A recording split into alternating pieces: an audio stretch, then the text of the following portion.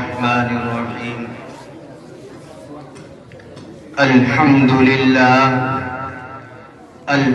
لله نحمده ونستعينه ونستغفره ونؤمن به ونتوكل عليه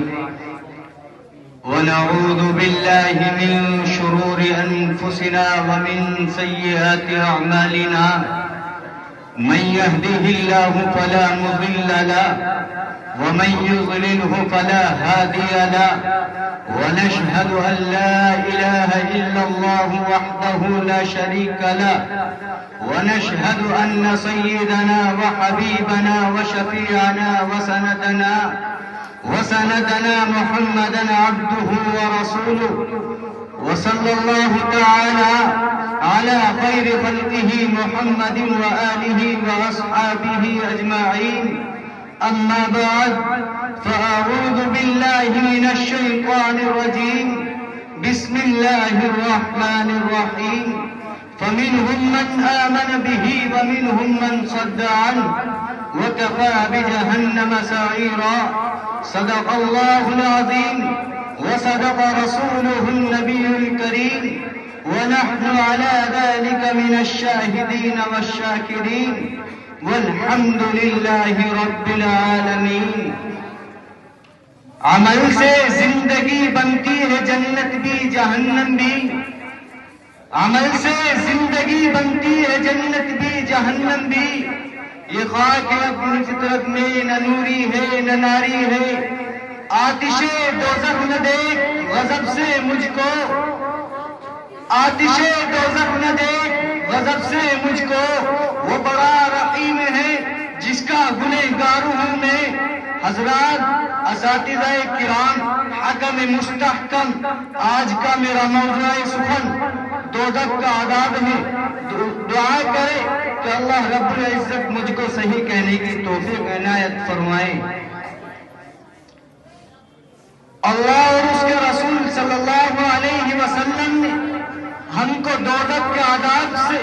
بار بار ڈرایا ہے دوزخ بڑی خوفناک جگہ ہے دوزخ بہت برا ٹھکانہ ہے دوزخ میں آگ ہے ازدہے اور بچھو ہے قسم قسم کے زہریلے جانور ہیں طرح طرح کے خطرناک عذاب ہے دوزخ کی آگ اندھیری رات کی طرح بالکل سیاہ ہے اس کی نبت میں روشنی نہیں ہے حضور صلی اللہ علیہ وسلم ارشاد فرماتے ہیں کہ دوزخ کی آگ کو 1000 برس تک دہکایا گیا تو سرخ ہو گئی پھر 1000 برس تک دہکایا گیا تو سفید ہو گئی پھر 1000 برس تک دہکایا گیا تو سیاہ ہو گئی اور اب وہ سیاہی ہے وہاں بالکل تاریکی اور کف اندھیرا ہے حضور صلی اللہ علیہ وسلم فرماتے ہیں کہ تمہاری آگ جسے تم اپنے گھروں میں جلاتے ہو دوزخ کی آگ کے 70 حصوں میں سے ایک حصہ ہے صحابہ کرام رضی اللہ عنہم نے عرض کیا اللہ کے رسول صلی اللہ علیہ وسلم جلانے کے لیے تو یہی آگ کافی تھی حضور صلی اللہ علیہ وسلم نے فرمایا کہ جہنم کی آگ اس آگ سے 69 گنا بڑھتی ہے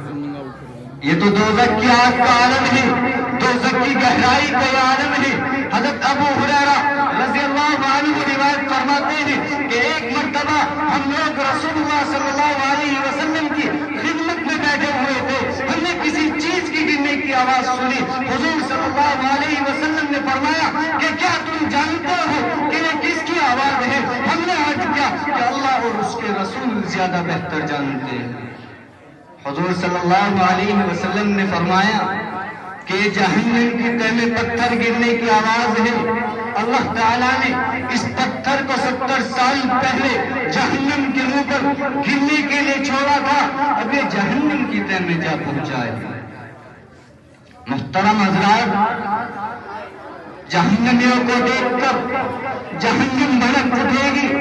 اور اس کے شعلے بلند ہونے لگیں گے سورہ ملک میں ہے وَلِلَّذِينَ كَفَرُوا بِرَبِّهِمْ عَذَابُ جَهَنَّمَ وَبِئْسَ الْمَصِيرُ إِذَا أُلْقُوا فِيهَا سَمِعُوا لَهَا شَهِيقًا وَهِيَ تَفُورُ تَكَادُ تَمَيَّزُ مِنَ الْغَيْظِ قرآن کہتا ہے جو لوگ اپنے رب کا انکار کرتے ہیں ان کے لیے دوزخ کا عذاب ہے اور وہ بہت برا ٹھکانہ ہے جب لوگ اس میں ڈالے جائیں گے اس کی ایک بڑی زور کی آواز سنیں گے ایسا جوش مارے گی کہ ابھی غصے کی وجہ سے پھٹ پڑے گی۔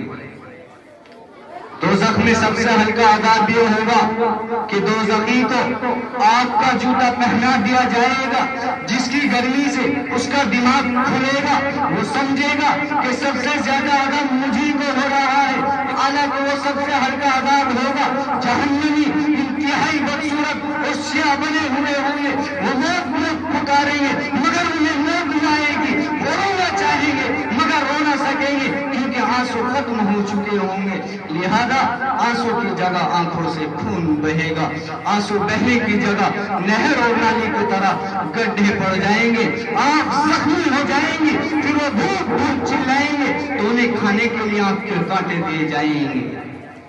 جن سے نہ بھوک مٹے گی اور نہ پیٹ بھرے گا۔ پھر وہ چلائیں گے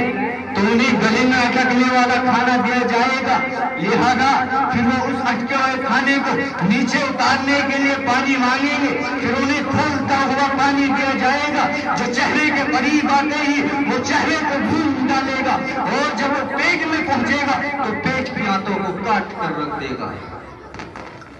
جہنمیوں کو پیٹ خون اور کڑوے پر کھانے کو دیے جائیں گے، اونٹ کے برابر سانپ اور کھچر کے برابر بچھو ڈسنے کے لیے مسلط کر دیے جائیں گے،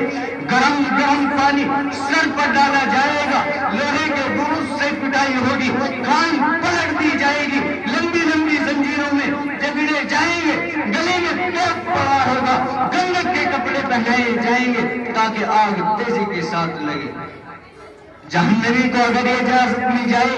کہ وہ دنیا اور دنیا کی ساری چیزوں کو دے کر اپنے آپ کو بچا لے تو وہ اس کے لیے دل و جان